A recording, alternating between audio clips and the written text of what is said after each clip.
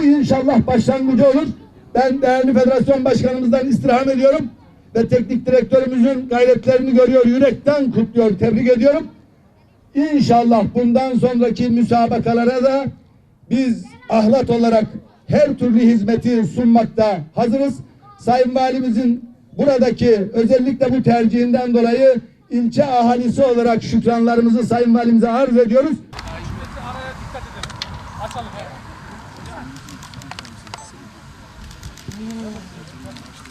Tamam. Ondan sonra yanıma alabilirsen herkes kendi tarafına geçebilir. Topla siz başlıyorsunuz. Başarılar.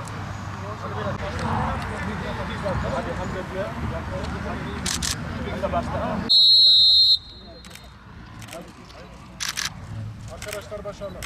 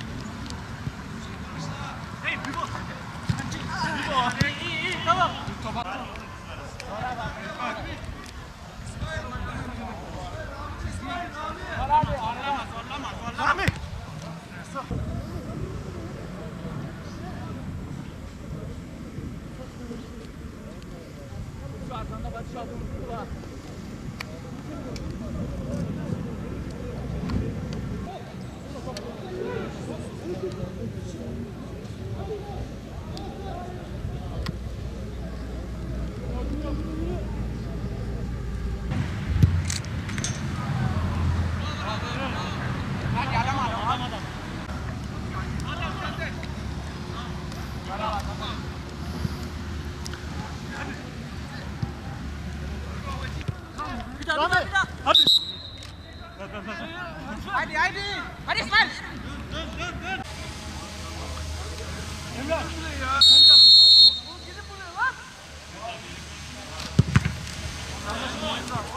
Ampute Futbol Türkiye Kupası'nı Ahlat'ımızda düzenliyoruz.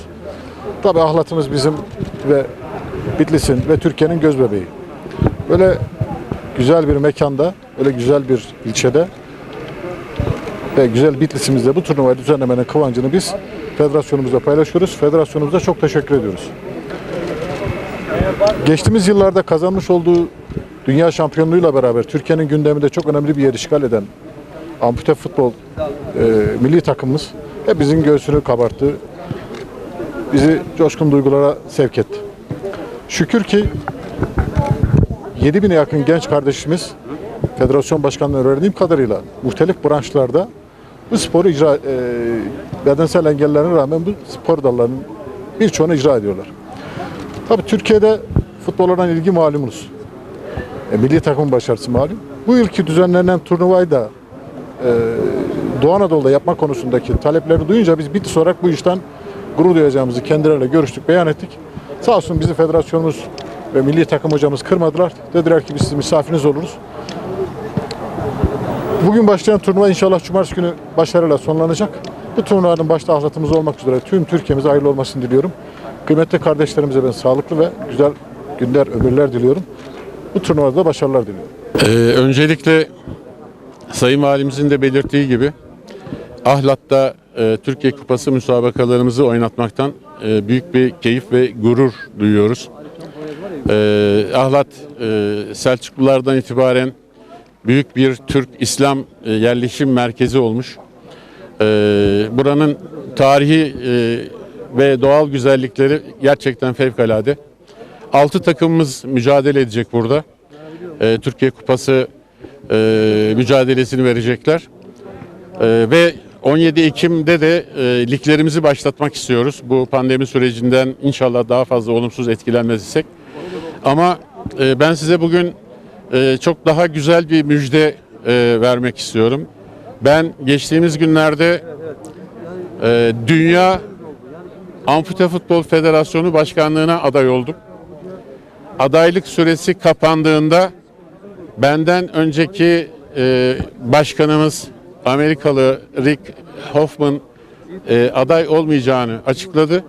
Şu anda dünya başkanlığı için tek aday olarak kaldım. 17-18 Ekim'de seçimler gerçekleşecek. Dünya 1. Başkan Yardımcısı, 2. Başkan Yardımcısı ve diğer yürütme kurulu üyeleri seçilecekler. Dolayısıyla bu seçim tarihini sabırla bekliyoruz.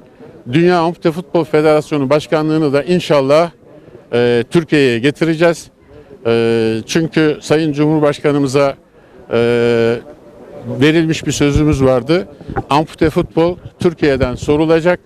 Bunu da hem sahada hem de idari anlamda gerçekleştirmiş olacağız. Teşekkür ediyorum sizlere de gösterdiğiniz ilgiden dolayı.